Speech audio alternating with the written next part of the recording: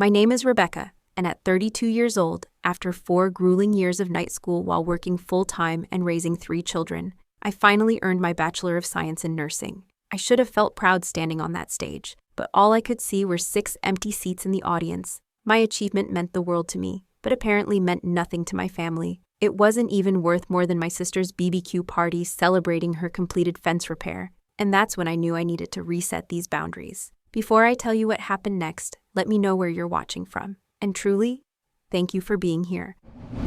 For the past 8 years, I'd been married to Michael, a 34-year-old electrician with steady work around Austin. Together, we had 3 children: Tommy, our 12-year-old son, who was getting into that phase where everything embarrassed him; Sarah, our bright 9-year-old daughter who lived for soccer and sleepovers; and little Emma, our 4-year-old bundle of energy who still called me Mama and followed me everywhere. We lived in a small rental house in East Austin. Nothing fancy, but it had 3 bedrooms and a backyard where the kids could play. I worked at Austin Medical Center as a CNA, a certified nursing assistant, making about $28,000 a year. It was honest work, but barely enough to cover our bills, even with Michael's income from his electrical jobs. I was good at what I did, patient with difficult patients, quick with medical procedures, always staying late when needed. But year after year, I watched as the registered nurses earned double my salary and got the respect I craved. "You need more education," my supervisor would say during performance reviews. "A nursing degree opens doors that a CNA certification just can't." After being passed over for a charge nurse position for the 3rd time, I made up my mind. I would get that nursing degree, no matter what it took. Austin Community College offered evening classes designed for working professionals. It would take 4 years of part-time study, but the salary jump from $28K to $65K would change our lives. What I didn't fully anticipate was how punishing the schedule would be. I'd wake up at 5:30 a.m. to get the kids ready for school, work a full shift from 7 a.m. to 3 p.m. at the hospital, then rush to class from 6 p.m. to 10 p.m. on Mondays, Wednesdays, and Fridays. I'd come home exhausted to find dishes in the sink and homework that still needed checking. On weekends, instead of relaxing, I'd lock myself in our tiny home office for hours to complete assignments, while Michael took the kids to soccer games or birthday parties. "Mom's never home anymore," I once overheard Tommy complain to his father. "She doesn't care about us anymore." Those words stung, but I tried to rationalize it. This was temporary. This was for our future. Once I had my degree and that RN salary, we could finally afford things like family vacations and maybe even a house with a pool. Michael was supportive at first, picking up some slack with bedtime routines and encouraging me when I felt overwhelmed. But as the semesters dragged on, his patience began to wear thin. "How much longer is this going to take?" he'd ask. "The kids barely see you anymore." "Just 2 more years," I'd assure him. Then 1 more year. Then just a few more months. My relationship with my sister Jennifer complicated things further. 3 years older than me at 35, Jennifer had always been the golden child in our family. She worked as a marketing executive in Dallas, lived in a gorgeous apartment downtown, and as a single woman with no children, enjoyed the freedom to travel and buy expensive clothes. Our parents, who lived in San Antonio about an hour and a half away, never tried to hide their preference for her. When we were growing up, they attended every one of Jennifer's dance recitals, but frequently missed my honor roll ceremonies. As adults, they'd drive to Dallas every month to visit Jennifer and take her to fancy restaurants, but they only came to Austin for holidays. "Jennifer just finished her backyard fence renovation," my mother would gush during our phone calls. "She's been working with Brad on it for months, and you should see how beautiful it looks now." The irony wasn't lost on me that being responsible, working, raising kids, pursuing education, somehow made me less interesting than my sister who spent her weekends on home improvement projects and spa retreats. Despite these frustrations, I persevered with my studies. I wrote papers after the kids went to bed, often staying up until 2 a.m. I studied flashcards during my lunch breaks. I sacrificed every vacation day for clinical rotations instead of family trips. When friends invited us to barbecues or weekend getaways, I usually declined, knowing I needed those hours for schoolwork. The nursing program was brutal. Anatomy and physiology nearly broke me first semester. I actually failed my first exam and considered dropping out. But something inside me refused to quit. I hired a tutor with money we didn't have, formed study groups with classmates, and slowly brought my grades up. By the time my graduation finally approached, our marriage was strained. We still loved each other, but the distance between us had grown. Michael had developed his own routines with the kids, often taking them to community events or to visit his parents without me. I'd missed so many school performances, soccer games, and family dinners that it had become normal for them to function without me, which is why the graduation ceremony meant so much to me. It wasn't just about the degree or the career opportunities it would bring. It was a chance to show my family, especially my children, that all those sacrifices had been for something meaningful. I wanted them to see me walk across that stage, to feel proud of their mother, to understand that women could pursue education at any stage of life. When I graduate, I told Michael about 6 months before the ceremony, I want everyone there. You, the kids, my parents, even Jennifer. This is going to be a big day for all of us. He nodded and squeezed my hand. Of course, babe. We wouldn't miss it for the world. How hollow those words would eventually sound. 6 months before my graduation ceremony, I began planning meticulously for what I envisioned would be one of the most important days of my life. The ceremony was scheduled for May 15th at the Austin Convention Center, and each graduate received 6 guest tickets. I immediately claimed all 6, one each for Michael, Tommy, Sarah, Emma, and my parents. I called my parents in San Antonio to give them the date, which they dutifully wrote down on their calendar.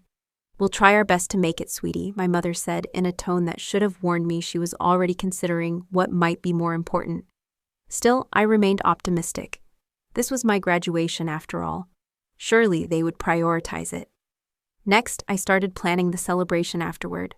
I researched restaurants near the convention center and found a beautiful steakhouse called the Capitol Grill that could accommodate our party of 7. It was expensive, nearly $400 for the reservation deposit. But this was a once-in-a-lifetime occasion. I put down the money without hesitation. Since my parents would be traveling from San Antonio, I also researched hotels downtown, planning to cover their room as a thank you for making the trip. Everything was falling into place, and for once, I allowed myself to feel excitement rather than stress when thinking about school. 2 months before graduation, I splurged on a new dress, a sophisticated navy blue sheath from Macy's that cost $120, more than I'd spent on clothing in years. I scheduled appointments for hair and makeup on the morning of the ceremony. These were luxuries I rarely indulged in, always putting family expenses first, but I wanted to look and feel my best on this day. Mom, you look so pretty, Sarah said when I tried on the dress at home. Like when you and Dad got married in those pictures. Her comment brought tears to my eyes. I couldn't remember the last time I'd dressed up for anything other than a job interview. 3 weeks before graduation, the first hint of trouble appeared. Jennifer called to catch up, something she did sporadically when she remembered she had a sister. After asking perfunctory questions about my studies, she dropped a bombshell. By the way, we just finished our fence repair. I nearly dropped the phone. Jennifer, that's wonderful. When did this happen? Last weekend. Brad finally completed the fence renovation project. We're thinking of having a backyard barbecue to celebrate. You know how I love showing off our improvements. She laughed at her own comment, but I felt a chill running down my spine. We found the perfect setup, she continued. Our backyard in Dallas. It looks gorgeous now that we've finished fixing the fence. It was just a small repair project, but it makes such a difference. The only problem is we only have one date that works with Brad's family's schedule. My stomach dropped. What date? May 15th. I know it's kind of last minute, but we really want to celebrate with everyone while the weather's nice. You understand, right? I stared at the calendar on our kitchen wall, where I'd circled May 15th in bright red marker and written graduation day in capital letters. Jennifer, that's my graduation day. I told everyone about it months ago.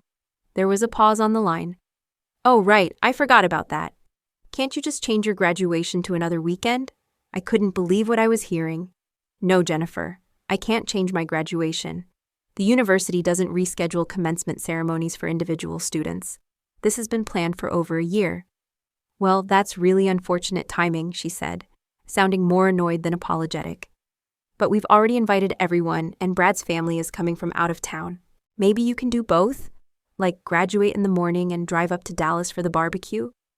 The ceremony doesn't end until 5 p.m., and Dallas is 3 hours away. Plus, we have dinner reservations to celebrate. Look, Becca, I get that this is important to you, but it's just a nursing degree. I mean, you already had a graduation for your high school diploma and your CNA certification. This is just another piece of paper. But this is our fence celebration. We've been working on this project for months. I was speechless. Just a nursing degree. 4 years of sacrifice reduced to just another piece of paper. Before I could formulate a response that wasn't purely profanity, Jennifer continued. Besides, Mom and Dad are already planning to come to our barbecue. They're so excited. Dad keeps talking about how great the backyard looks now.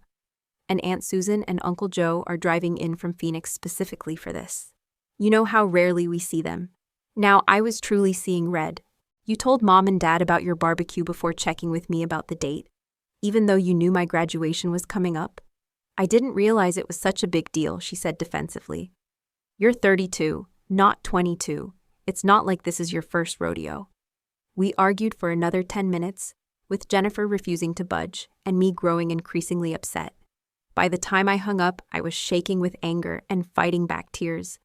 I immediately called my mother, hoping she would see reason and prioritize my graduation. Mom, Jennifer scheduled her barbecue on my graduation day. You can't go to that instead. Her response was infuriatingly diplomatic. Oh dear, what bad timing. Can't you both reschedule? No, Mom. The university doesn't change commencement dates for individuals. This has been planned for a year. I told you about it 6 months ago. Well, it's just so difficult, she sighed. Your aunt and uncle will be there from Phoenix, and you know your father loves Jennifer's barbecues. She always goes all out. Can't we come to both? The conversation went downhill from there, with my mother suggesting I was being selfish for not understanding the family's desire to attend both events, as if that were physically possible with the timing and distance involved. That evening, I tearfully recounted the conversation to Michael, expecting his unwavering support. He listened attentively, rubbing my back as I expressed my hurt and disappointment. Your family has always been like this, he said soothingly. But hey, you'll still have us there cheering you on. Me and the kids will be your fan club. That's what really matters, right? His words calmed me somewhat. He was right. As long as my immediate family, my husband and children, were there to support me, I could handle my parents' predictable preference for Jennifer. Promise me you four will be there, I said, looking into his eyes. No matter what. I promise, Becca, he replied, kissing my forehead. Nothing could keep us away. I wanted desperately to believe him. The day before graduation arrived with a flurry of last-minute preparations. I picked up my cap and gown from the college bookstore, carefully hanging them in our bedroom.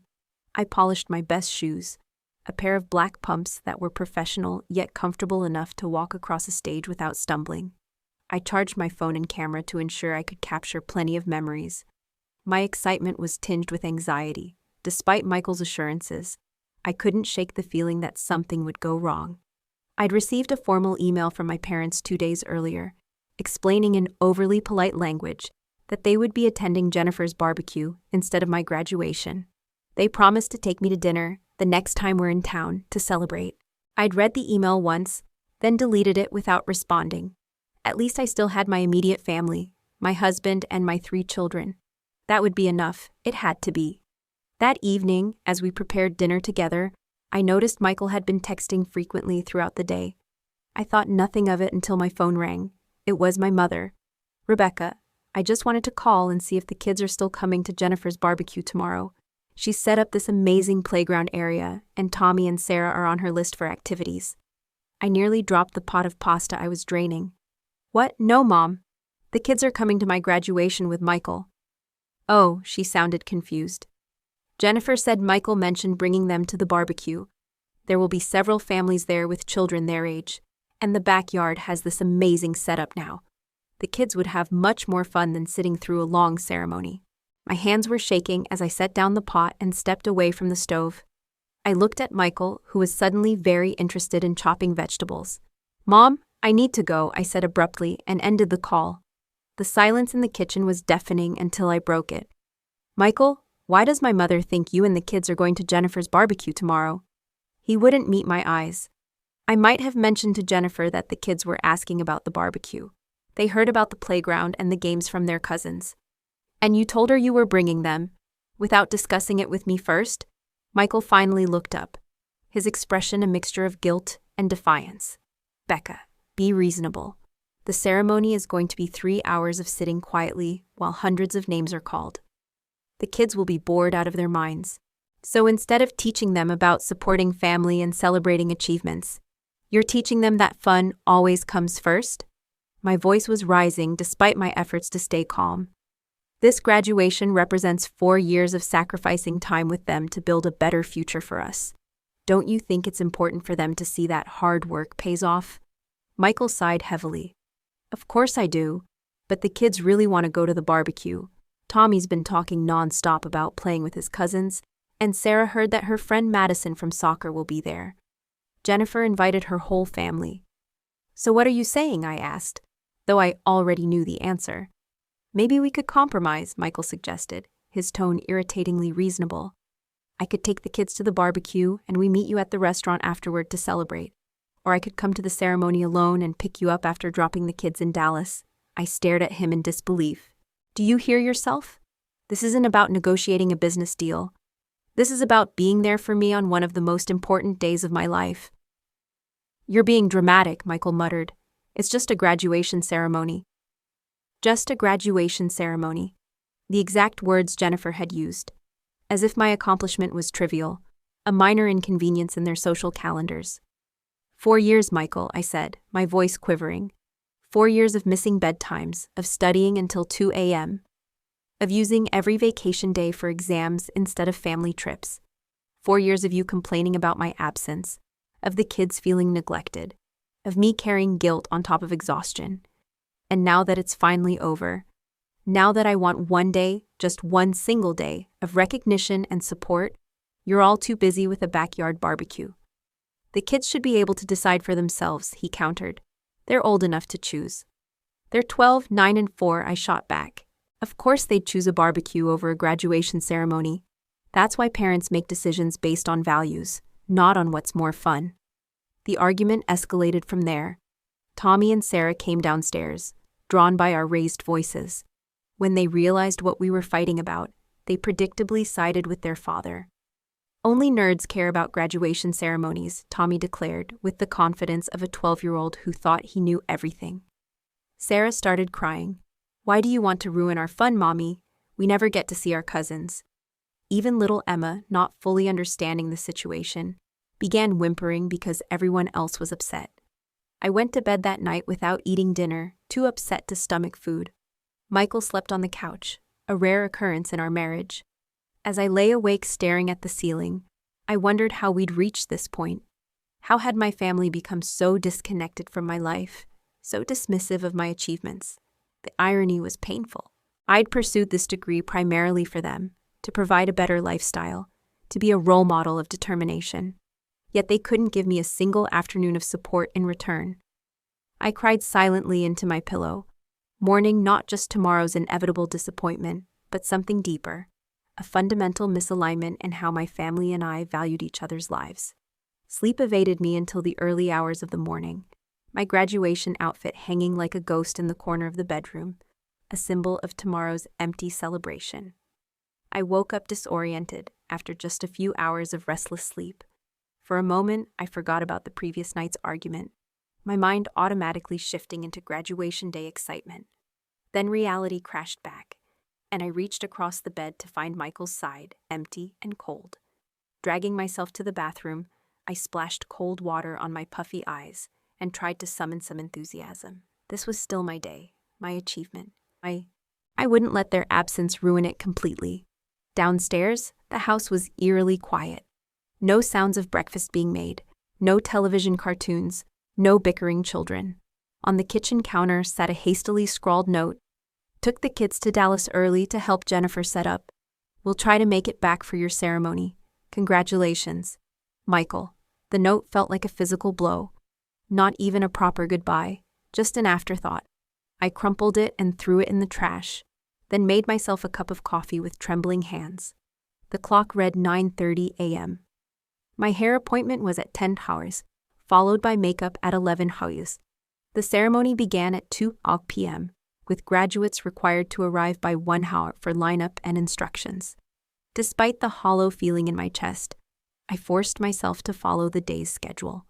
The hairstylist commented on my subdued mood, but professionally avoided prying when I didn't engage in the usual salon chit-chat.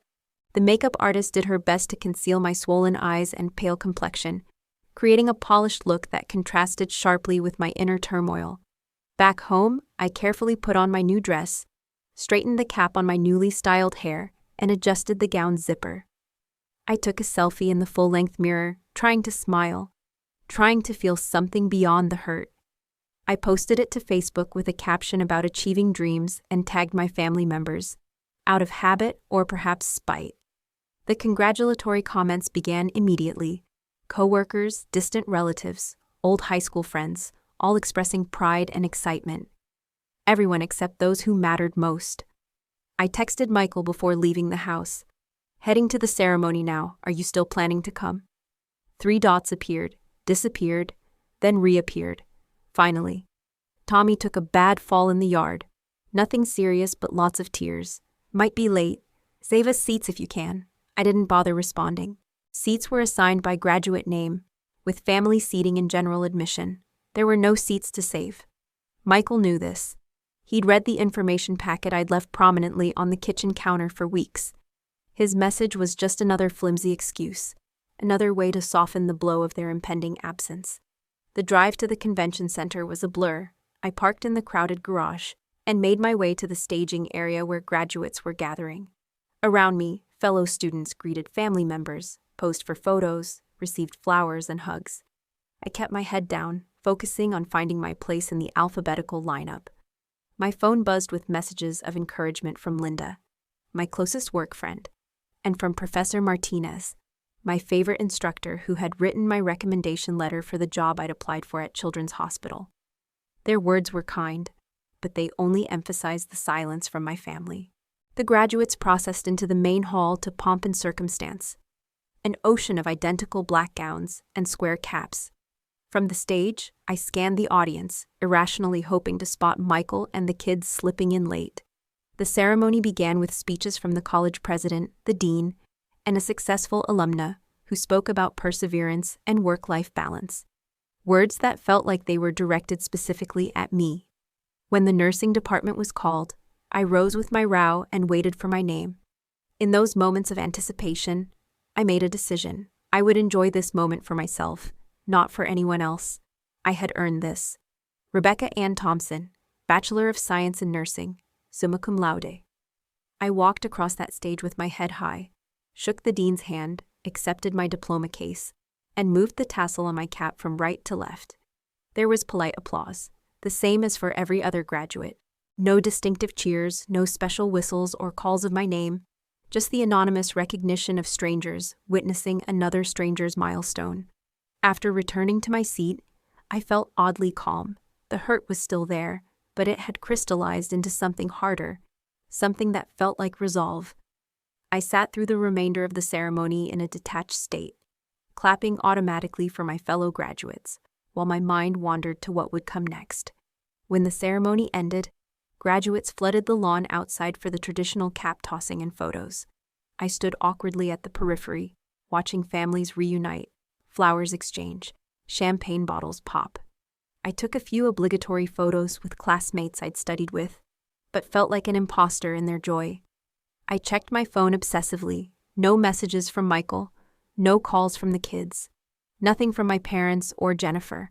I scrolled through Facebook and saw that Jennifer had posted photos of her backyard barbecue, tagging my parents, Michael, and the children. They were all smiling, gathered around the newly repaired fence, Tommy and Sarah playing in the yard, little Emma wearing a sundress. The timestamp showed it had been posted 30 minutes ago, right in the middle of my graduation ceremony. Something broke inside me then. A dam of emotions I'd been holding back all day. I found a quiet corner behind the convention center and let myself cry. Ugly, heaving sobs that smeared my carefully applied makeup and left me gasping for breath. When I finally composed myself, I decided to cancel the restaurant reservation. There was no point in keeping it now. As I pulled up the restaurant's number on my phone, a text message appeared from Michael. "We need to talk urgently." Immediately afterward, I noticed something that sent a chill through me. 47 missed calls from Michael, all within the past hour. My heart rate doubled instantly. 47 missed calls could only mean an emergency. Had something happened to one of the kids? Had there been an accident? I had silenced my phone during the ceremony as requested by the college. In my emotional state afterward, I hadn't thought to check for missed calls, only messages. With shaking fingers, I called Michael back. He answered on the first ring. "Rebecca, thank God. I've been trying to reach you for over an hour." "What happened?" I demanded. Already walking quickly toward the parking garage. "Is everyone okay?" "It's Tommy," Michael said, his words tumbling out in a rush. He was running around the yard, showing off for his cousins, and he tripped over some of the fence repair tools. "We're at Dallas Presbyterian Hospital. The doctor thinks he might have a concussion." "I'll be right there," I said, breaking into a run despite my heels. "Is he conscious? How bad is it?" "He's awake but really shaken up. They're doing some tests now. He keeps asking for you." That last part sent a wave of conflicting emotions through me. On one hand, my maternal instinct kicked in immediately, desperate to reach my injured child. On the other, a small bitter voice in my head noted that now, suddenly, my presence was essential. I drove to Dallas in a state of heightened anxiety, alternating between concern for Tommy and residual anger at the entire situation. The graduation gown lay crumpled in my passenger seat, the cap tossed carelessly in the back. My diploma case sat unopened on the dashboard. Dallas Presbyterian Hospital was only about 20 minutes from Jennifer's house, but the drive felt interminable. I found parking in the emergency lot and rushed inside, still wearing my navy blue dress, my carefully styled hair now falling loose around my shoulders. The emergency room was busy with typical Saturday afternoon cases. I gave Tommy's name at the reception desk and was directed to Bay 12. Drawing back the curtain, I found a scene that stopped me in my tracks. Tommy lay on the bed, his head wrapped in a white bandage, his face tear-stained but alert. Around him stood not just Michael and the girls, but my parents, Jennifer still in her casual barbecue attire, and a doctor reviewing some charts. They all turned to look at me as I entered, expressions ranging from relief to guilt to something that looked uncomfortably like pity. "Mom," Tommy called out, his voice small and childlike despite his 12-year-old bravado. "You came." I moved immediately to his side, maternal instinct overriding everything else. "Of course I came, sweetheart. How are you feeling? What happened?" As I smoothed his hair back from his forehead, the doctor approached and introduced himself as Dr. Rodriguez. "Your son has a mild concussion," he explained, pointing to the CT scan results on his tablet. "He was unconscious for about 30 seconds after the fall, but he's been alert and responsive since then. We'll want to monitor him for the next few hours, but he should make a full recovery." I nodded gratefully, relief washing over me. A concussion was serious but manageable, not life-threatening, not permanent. "He was very brave," my mother interjected, patting Tommy's leg. "Barely cried at all after the initial shock." I acknowledged her with a tight smile but couldn't bring myself to engage further. The fact that they were all here, gathered around my son when they couldn't be bothered to attend my graduation, felt like salt in an open wound. Jennifer stepped forward, her expression contrite. "Thank God you got here, Becca. The little guy has been asking for you non-stop." Something in her casual tone, the ease with which she acted as if this were just a normal family gathering rather than the culmination of a profound betrayal, snapped what remained of my composure. "Thank God I got here," I repeated, my voice dangerously quiet, as opposed to where I was before, graduating alone while my entire family enjoyed a backyard barbecue. An uncomfortable silence fell over the small space. Michael shot me a warning look, silently pleading for me not to do this here, not now. But 4 years of suppressed exhaustion, frustration, and hurt had reached a boiling point. "I just spent the most important day of my professional life completely alone," I continued, my voice trembling but clear. "No husband, no children, no parents, not even a single text message of congratulations, because a fence celebration was more important than 4 years of sacrifice and hard work." Becca, my father began, his tone placating. This is hardly the time or place. When would be a better time, Dad? I asked, tears threatening again. When I'm back to being invisible? When I'm back to being the responsible one who never gets acknowledged? When I'm back to putting everyone else first while none of you can spare a single afternoon for me? My mother looked genuinely confused. Honey, we didn't realize it meant this much to you. It's just a ceremony. Just a ceremony, I repeated hollowly. Just like it's just a degree, just an accomplishment, just my life. Jennifer, clearly uncomfortable with the tension, attempted to deflect. Look, what matters now is that Tommy is going to be okay. This was an emergency situation. And if there hadn't been an emergency, I challenged her, would any of you have regretted missing my graduation? Would you have even thought about me at all today? The silence that followed was answer enough. Michael stepped forward, placing a hand on my arm. Rebecca, you're upset, and you have every right to be. But Tommy needs calm right now. We can discuss this later. I looked at my son, who was watching the adult drama unfold with wide, anxious eyes. Sarah stood beside him, chewing her lip nervously, while Emma clung to Michael's leg, confused by all the tension.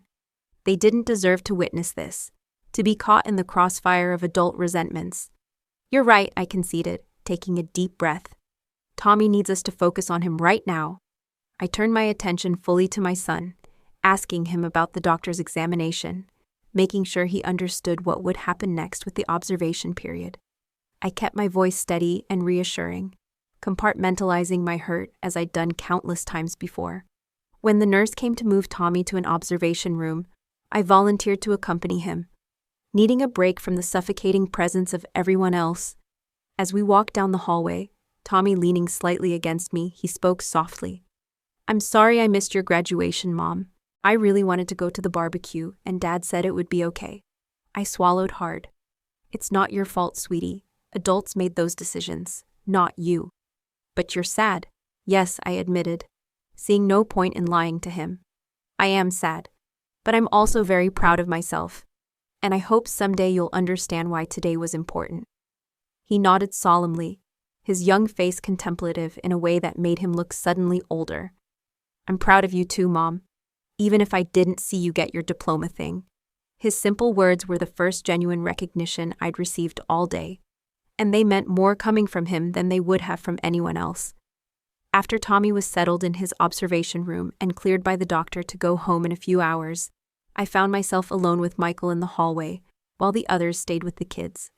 The doctor says we can take him home around 8, Michael said, handing me the discharge paperwork. He gave us a list of things to watch for, signs of complications. I nodded mechanically, still operating in mother mode, prioritizing Tommy's needs above everything else. Rebecca, Michael began hesitantly, about today. Not now, I cut him off, not in front of the kids. But we need to talk about this. I know I screwed up. You think? I turned to face him fully. Michael, do you understand what you did today? This wasn't about choosing one event over another. This was about choosing to support your wife, or dismissing her achievements as unimportant. That's not what I was doing. Then what were you doing? Explain to me how taking our children to a barbecue instead of watching their mother graduate with honors sends any message other than Mom's accomplishments don't matter. Michael ran a hand through his hair, a gesture I recognized as his response to stress. The kids really wanted to go to the barbecue. Tommy's been talking about it for weeks. And Jennifer made it sound like such a big deal. Jennifer made her fence celebration sound like a big deal, so you decided my graduation wasn't one? It's not that simple. It's exactly that simple. I kept my voice low, conscious of the busy hospital around us. For 4 years, I've sacrificed time with my children to pursue this degree. I missed bedtime stories, soccer games, school plays. Also, I could build a better future for our family. And on the one day I asked for support, for recognition, for my family to show up for me the way I've always shown up for them, you chose a barbecue. Michael's shoulders sagged. You're right, I fucked up, badly. But does one mistake erase 8 years of marriage, 4 years of me supporting you through school? Supporting me? I repeated incredulously. You complained constantly about my absence. You made me feel guilty for studying. You took the kids to events without even trying to include me. And then on the one day I needed you to show up for me, You chose my sister's barbecue instead. That's not fair, he protested. I've been juggling work and childcare and house maintenance while you were in class 3 nights a week. I've been supportive in ways you don't even see. And I've been working full-time while studying nights and weekends for 4 years to build a better future for our family, I countered. We've both made sacrifices, Michael. The difference is that I would never, ever have missed an important milestone in your life. The truth of that statement hung between us. Michael knew I was right. For all his complaints about my absence, I had always shown up for his important moments, rearranging my study schedule, missing classes if necessary.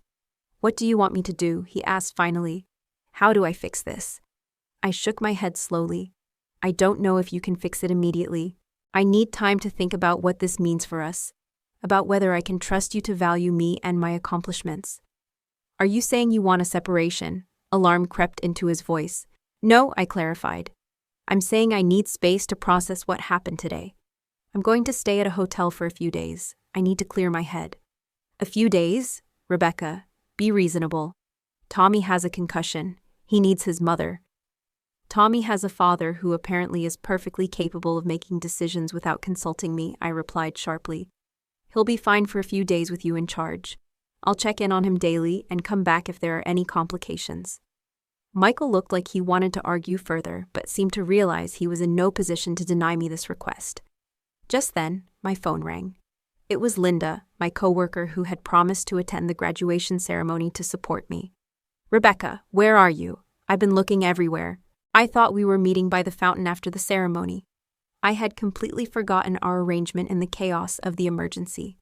Linda, I'm so sorry. I'm at Dallas Presbyterian Hospital. Tommy had an accident. Oh my God, is he okay? Her concern was immediate and genuine, in stark contrast to my family's behavior. A concussion, but he'll be fine. We're waiting for clearance to take him home. Do you need anything? Company, food, someone to pick up prescriptions? Her thoughtful offers brought a lump to my throat. Actually, would you mind if I called you tomorrow? I could really use a friend to talk to. Of course, call me anytime. And Rebecca, congratulations on graduating summa cum laude. I'm so proud of you. After ending the call, I noticed Michael watching me with an odd expression. Who was that? He asked. Linda from work. She came to my graduation since no one else did. My parents and Jennifer returned from the cafeteria with coffee and snacks, and the awkwardness resumed. My mother immediately fussed over Tommy's bandage, while my father asked about follow-up appointments. Jennifer hung back, uncharacteristically subdued. We're taking Tommy home in a few hours, I announced to the group. He needs rest. We'll follow you back to Austin, my mother declared. You'll need help with dinner and getting him settled. No, I said firmly, surprising even myself with the forcefulness of my response. Thank you, but no, I can manage my own son. The stunned silence that followed gave me a small vindictive satisfaction. But we came all this way, my father protested. And we were planning to stay until tomorrow. You can go back to Jennifer's, I suggested coolly. I'm sure there are still people at the barbecue. I need some space right now. Jennifer looked like she might object, but thought better of it. My mother appeared genuinely hurt, but for once, I couldn't bring myself to accommodate her feelings at the expense of my own. We parted awkwardly in the hospital parking lot, with promises to call tomorrow and check on Tommy. Michael drove our car with Tommy carefully secured in the back seat and the girls unusually quiet. I stared out the passenger window, physically and emotionally exhausted. At home, I helped Tommy get comfortable on the living room couch, with pillows propping up his head and his favorite TV show playing. Sarah and Emma retreated to their rooms, clearly sensing the tension between their parents. I'm going to change, I said, gesturing to my graduation outfit that I was still wearing. Then we need to talk. Upstairs, I peeled off the navy blue dress that should have been associated with triumph, but now felt like a costume from a failed performance. I put on comfortable clothes, washed the smeared makeup from my face, and took several deep breaths before returning downstairs. Michael was in the kitchen, mechanically unpacking Tommy's medications from the pharmacy bag. He looked up when I entered. Becca, I know you're angry, he began. Angry doesn't begin to cover it, I replied, keeping my voice low so the kids wouldn't hear. I feel betrayed, Michael, by you most of all. He had the decency to look ashamed. I made a mistake. I thought the kids would have more fun at the barbecue, and I didn't realize how important the ceremony was to you. How could you not realize? I've been talking about it for months. I specifically asked you to promise you'd be there, all of you. I know, and I'm sorry. When Jennifer invited us, the kids got so excited, and it seemed like a harmless compromise at the time. A compromise implies both parties agree, I said bitterly. You made a unilateral decision to prioritize fun over supporting me. Michael leaned against the counter, running a hand through his hair. You're right, I screwed up badly. But does one mistake erase 8 years of marriage? 4 years of me supporting you through your degree. That's the second time you've used the word supporting, I said quietly. I need you to understand something, Michael. Complaining about my absence while I'm trying to better our family's future isn't support. Making me feel guilty for studying isn't support. Taking the kids to events without trying to include me isn't support. Support would have been showing up today. No questions asked. What do you want me to do? He asked, his voice breaking slightly. How do I fix this? I don't know if you can fix it, I said honestly. Not immediately. I need time to think about whether I can trust you to prioritize our marriage when it really matters. Are you leaving me? I'm taking a few days to stay at a hotel. I need space to figure out what I want going forward. Becca, please, think about the kids. I'm thinking about the kids, I interrupted. I'm thinking about what kind of example we're setting for them about how partners should treat each other. I'm thinking about what Sarah learns about her worth as a woman when she sees her father dismiss her mother's achievements. I'm thinking about what Tommy learns about respecting his future wife when he sees you choose a barbecue over supporting me. Michael's face went pale. I never thought about it that way. I know you didn't. That's part of the problem. The next morning, I packed a small suitcase while Michael got the kids ready for school. Tommy was feeling much better, though he'd need to stay home for a few days as a precaution. Where are you going, Mommy? Emma asked, clinging to my leg as I carried my bag downstairs. Mama needs some quiet time to think, I told her, kneeling down to her level. Just like when you get overwhelmed and need to go to your room for a while. I'll be back soon, and I'll call you every day. Is it because we missed your graduation? Sarah asked, her voice small. I looked at my 3 children, Tommy with his bandaged head, Sarah with tears in her eyes, little Emma confused but sensing something was wrong. They didn't deserve to pay for the adults' mistakes. It's not your fault, I told them. Sometimes grown-ups need space to figure things out. I love you all very much, and this isn't because you did anything wrong. I checked into the Hampton Inn downtown, using points I'd accumulated from work training conferences. The irony wasn't lost on me. I was staying in the same hotel I'd originally planned to book for my parents. The room was quiet and clean, with a view of the Austin skyline. For the first time in years, I had complete silence. No children asking for snacks, no husband leaving dishes in the sink, no studying to catch up on. Just me and my thoughts. I ordered room service, a luxury I never indulged in, and called Linda. How are you holding up? She asked. Honestly, I feel like I'm finally breathing for the first time in years. Good for you. You know, what happened yesterday was complete bullshit. You deserved better. Thank you for being there, I said. It meant more than you know to have at least one friendly face in that audience. I wouldn't have missed it. You worked so hard for that degree.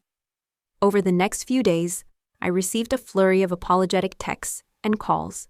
My parents left a tearful voicemail admitting they'd been thoughtless.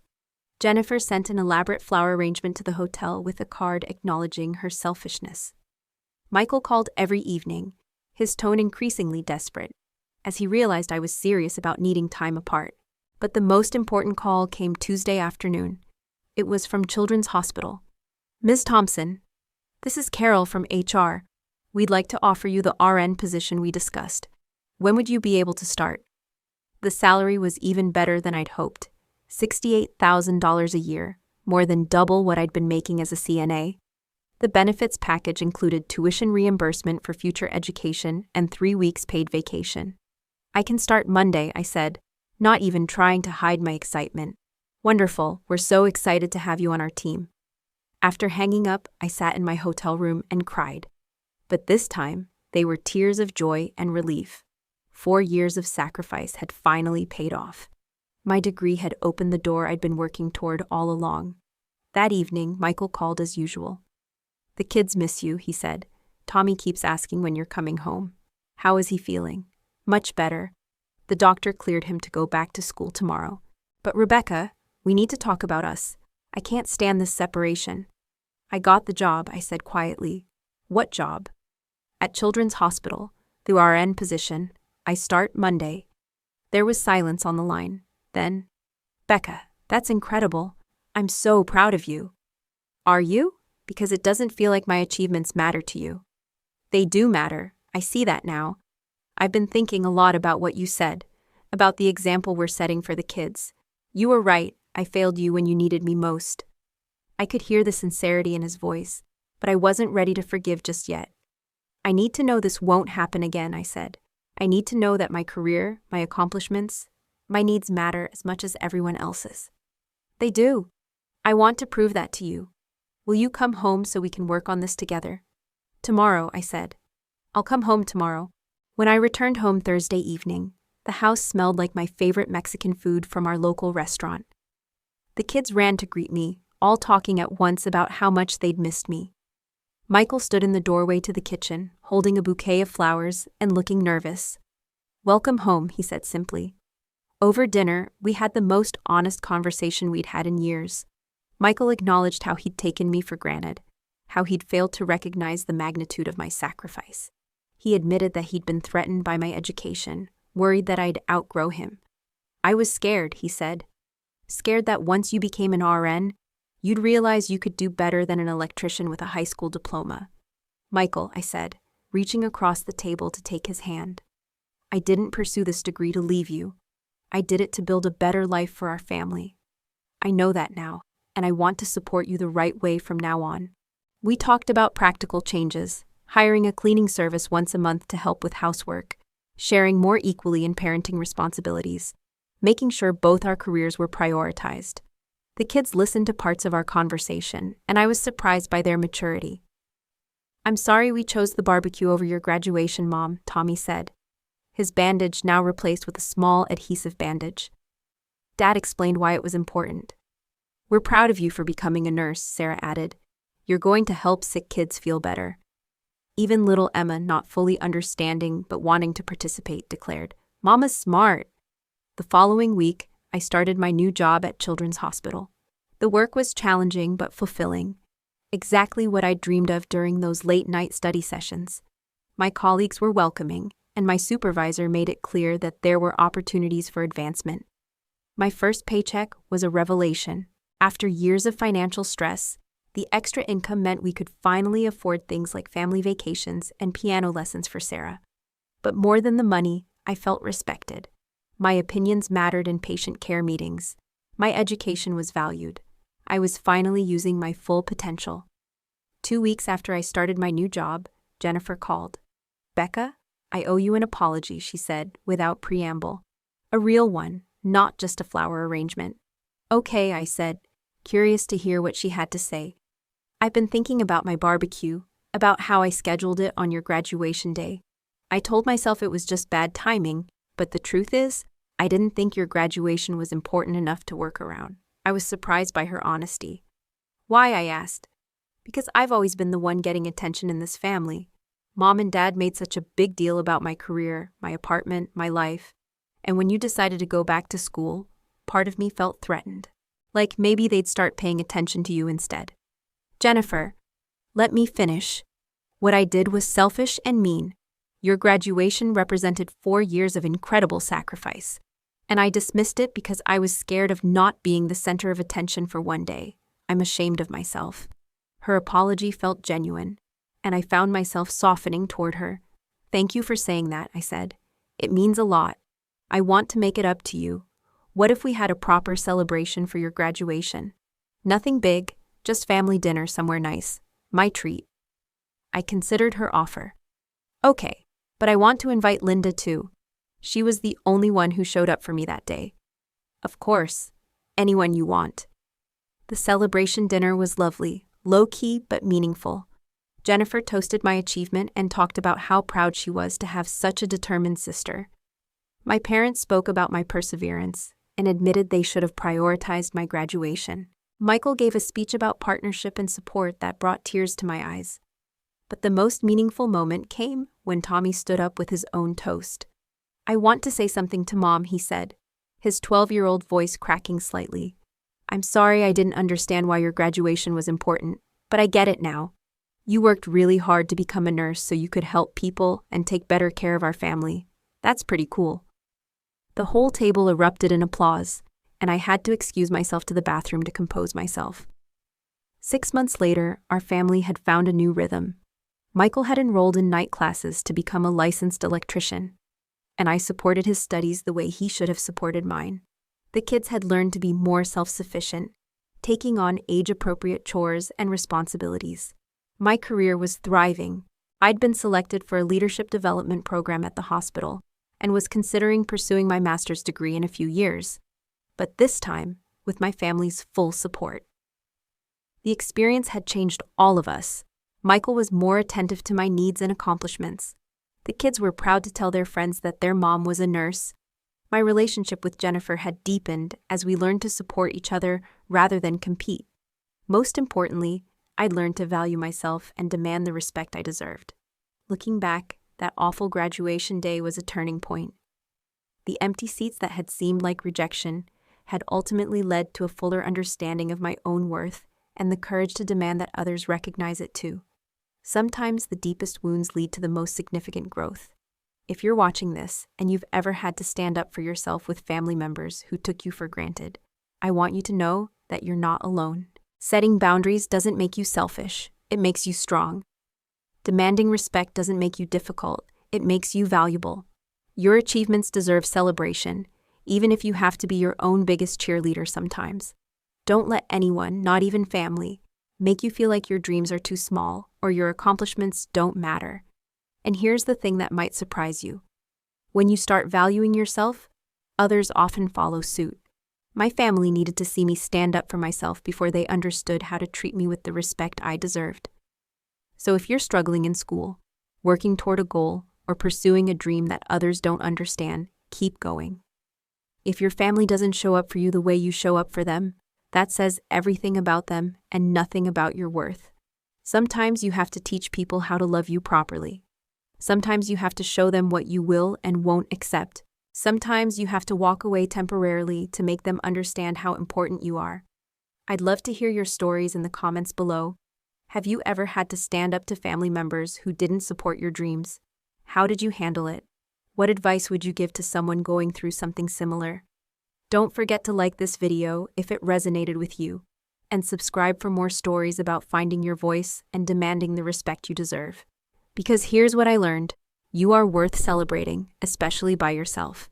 Thank you for listening to my story, and remember, your dreams matter, your goals matter, and you matter. Never let anyone convince you otherwise.